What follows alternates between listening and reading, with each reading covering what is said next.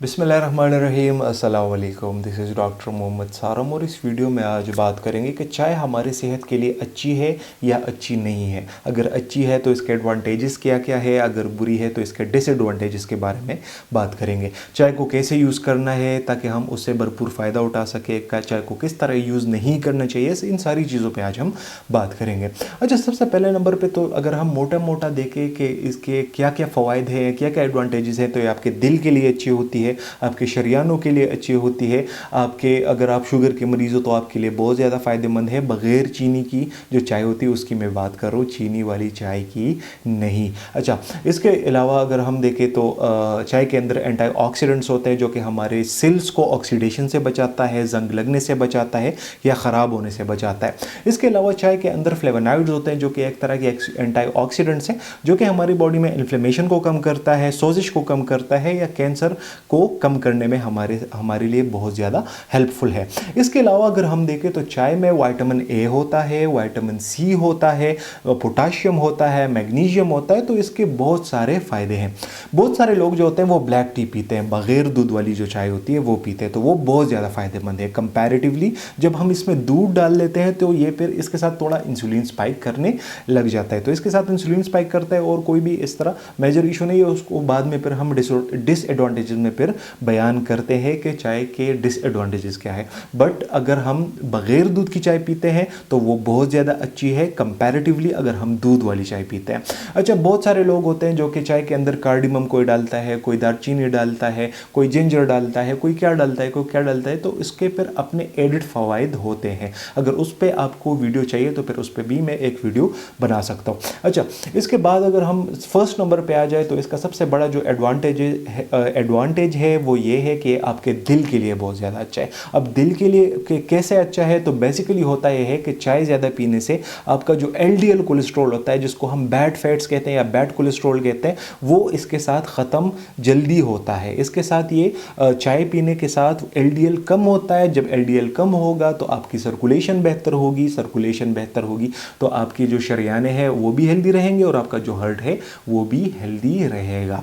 इसके अलावा आपके जो शरियानी होती है, जो अर्टरीज होती हैं, उसके अंदर जो मसल्स होते हैं वो रिलैक्स हो जाते हैं। जब वो रिलैक्स होते हैं तो उसके साथ सर्कुलेशन बेहतर होती है, तो आपके अर्टरीज के और आपके जो हार्ट है उसके हेल्थ पे इसका असर पड़ता रहता है। नंबर 2 एडवांटेज की अगर हम बात करें तो चाय बेसिकली हमारे मूड को ठीक करता है, हमारे स्ट्रेस मैनेजमेंट में काम करता है, स्ट्रेस को कम करता है। अब होता यह है कि चाय के अंदर कुछ अमाइनो एसिड्स होते हैं जो कि हमें रिलैक्स करता है और हमारे मूड को एनहेंस करता है और स्ट्रेस को कम करता है। बेसिकली होता यह है कि हमारे ब्रेन में 2 किस्म के हार्मोन्स होते हैं, एक होता है डोपामिन, एक होता है सेरोटोनिन। इन दोनों को हैप्पीनेस हार्मोन्स कहा जाता है और ये हमारे मूड के लिए रिस्पॉन्सिबल होते हैं। इससे हमारा अगर ये ज़्यादा होंगे तो हमारा मूड अच्छा होगा, अगर ये कम होंगे तो हमारा मूड अच्छा नहीं होगा। तो बेसिकली चाय पीने से ये हार्मोन ज़्यादा हो जाते हैं। जब ज़्यादा होते हैं तो ऑब्वियस सी बात है हमारा मूड ऑटोमेटिकली ठीक होने या हम खुश रहने लग जाते हैं। अच्छा, नंबर 3 एडवांटेज की अगर हम बात करें तो ये हमारे इम्यून सिस्टम को बूस्ट करता है।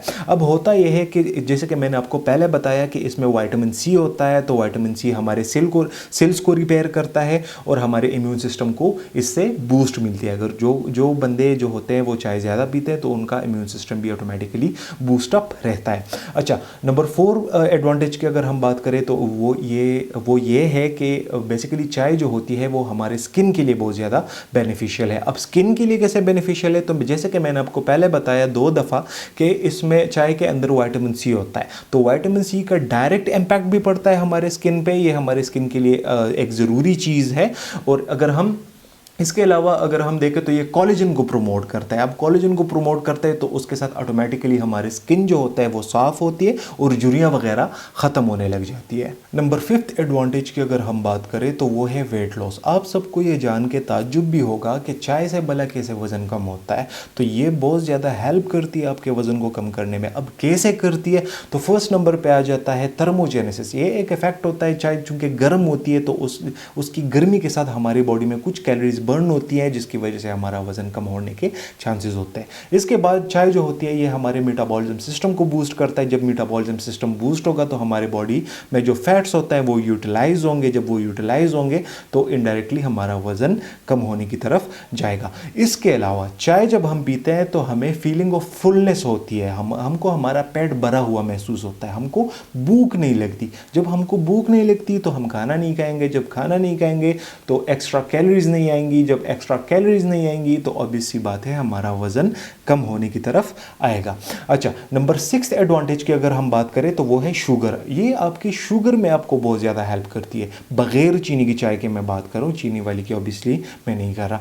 तो बेसिकली होता यह है कि जब आप चाय ज़्यादा पीते हो तो इसके साथ आपकी इंसुलिन सेंसिटिविटी ज़्यादा होती है। जब इंसुलिन सेंसिटिविटी बढ़ती है तो आपका जो शुगर लेवल होता है वो नीचे की तरफ आना शुरू हो जाता है। अच्छा, इसके अलावा अगर नंबर 7 एडवांटेज की हम बात करें तो वो ये है कि आपके कोल्ड में और आपके फ्लू में बहुत ज़्यादा हेल्पफुल है। वो कैसे हेल्पफुल है? तो एक तो ये है कि एक गर्म चीज़ है, चाय चूँकि गर्म होती है तो इससे हमें हीट इफेक्ट भी मिलती है, और उसमें एक चीज़ होती है जिसको हम जिंजरोल कहते हैं जो कि एंटीवायरल और एंटी फ्लू इफेक्ट्स रखता है। अच्छा, ये सारी तो हो गई चाय के एडवांटेजेस। अब ये बहुत सारे लोग ऐसे होते हैं जो कि चाय के शौकीन होते हैं और चाय ज़्यादा पीते हैं, और कुछ लोग तो मेरी तरह होते हैं जो कि बहुत ज़्यादा चाय पीते हैं, बट उनको इन बातों के या इन एडवांटेजेस के बारे में पता नहीं होता। आपके जानने के लिए बता दूं कि हर बंदा जो भी चाय पीता है उसको फ़वाइद का तो मैंने बता दिया, बट उनको ये भी वो अपने जहन में रखे कि कोई भी चीज़ अगर लिमिट से ज़्यादा हो जाती है तो फिर उसके नुकसानात सामने आना शुरू हो जाते हैं, वो फिर हमको नुकसान देते हैं। ख्वाह वो पानी क्यों ना हो, ख्वाह वो ऑक्सीजन क्यों ना हो, फिर उसके अपने नुकसानात होते हैं। तो इसी तरह चाय के भी नुकसानात है। चाय में सबसे बड़ी जो इसका डिसएडवांटेज है वो ये है कि इसमें बेसिकली कैफीन होता है, तो आपको एनर्जी का बूस्ट तो मिल जाता है, बट आपकी नींद फिर ख़राब हो जाती है, आपको फिर नींद नहीं आती। तो ट्राई करें कि रात के टाइम चाय ना पिया करें। अच्छा, इसके बाद अगर हम देखें तो ये बहुत सारे दवाइयों के साथ इंटरफेयर करता है, स्पेशली ब्लड प्रेशर के जो दवाइयाँ होती है उसके साथ इंटरफेयर करता है। तो अगर आप कोई भी मेडिकेशन पे हो तो आप ज़रूर अपने डॉक्टर से मशवरा करें कि मैं जी चाय का शौकीन हूँ और मैं चाय ज़्यादा पीता हूँ। तो अगर आपके मेडिकेशंस में कोई ऐसी मेडिसन हो जो जिसके साथ ये जो हमारी चाय है ये इंटरफेयर करती है, तो या आपको वो दवाई चेंज करनी पड़ जाए, और या आपको डॉक्टर जो होगा वो आपको चाय पीने से रोक भी सकता है। अच्छा, कुछ स्टडीज़ ऐसी होती हैं जो कि ये हमें शो करती हैं कि जो चाय है ये मिसकैरेज को प्रिवेंट करती है, और कुछ स्टडीज़ ये शो कर रही हैं कि ये मिसकैरेज करवाती है। तो अब ये 50-50 है, मतलब कोई कुछ रिसर्चेस क्या कह रही हैं, कुछ रिसर्चेस क्या कह रही हैं। तो फॉर एग्जांपल अगर कोई फीमेल लेडी है या फीमेल है और प्रेग्नेंट है और वो चाय की शौकीन है, तो वो इसको अपने गायनोकोलॉजिस्ट से ज़रूर शेयर किया करे, ताकि गायनोकोलॉजिस्ट होगा ये कि वो आपको बेहतर से या अच्छे से गाइड कर पाएंगी। अच्छा, इसके बाद में एक चीज़ ज़रूर शेयर करना चाहूँगा कि अगर आप चाय के शौकीन हो तो आप जो चाय की पत्ती होती है वो आपने हमेशा अच्छे ब्रांड की यूज़ करनी है, लोकल वगैरह यूज़ नहीं करनी, क्योंकि इनमें अक्सर पेस्टिसाइड्स होते हैं। तो ज़रूर इंग्रेडिएंट्स पीछे पढ़ा करें, उसके बाद चाय को परचेज़ किया करें। और इसके बाद एक और इम्पॉर्टेंट चीज़ है जो कि मैं ज़रूर शेयर करना चाहूँगा। बहुत सारे लोग जो होते हैं वो वैसे ही फ्लेक्स मारने के लिए टी बैग्स का यूज़ करते हैं। तो आपके जानने के लिए बता दूं कि आपने टी बैग्स वाली जो चाय होती है वो आपने यूज़ नहीं करनी, आपने सिंपल वाली चाय यूज़ करनी है। अब टी बैग्स वाली जो चाय होती है उसमें ब्लीच कंटेंट होता है। बेसिकली जो बैग होता है जिसके अंदर चाय भरी होती है उसमें वो क्या कहते हैं उसे, ब्लीच कंटेंट होता है ज़्यादा, तो वो आगे जाके आपको कैंसर में भी मुब्तला कर सकती है। तो आपने टी बैग्स को say no to tea bags and simple वाली चाय और अच्छी क्वालिटी की चाय, और उसके ज़रूर उसके पीछे वो चीज़ पढ़ा करें। उस पर अगर कोई इसमें पेस्टिसाइड्स वगैरह हैं तो फिर उसको भी यूज़ ना करें, हमेशा अच्छी क्वालिटी की चाय यूज़ किया करें। तो आज की वीडियो बस यहीं तक थी। उम्मीद करता हूँ आपको इन्फॉर्मेटिव लगी होगी। चैनल पर विजिट करने का बहुत बहुत शुक्रिया। See you in the next one. अल्लाह हाफिज़।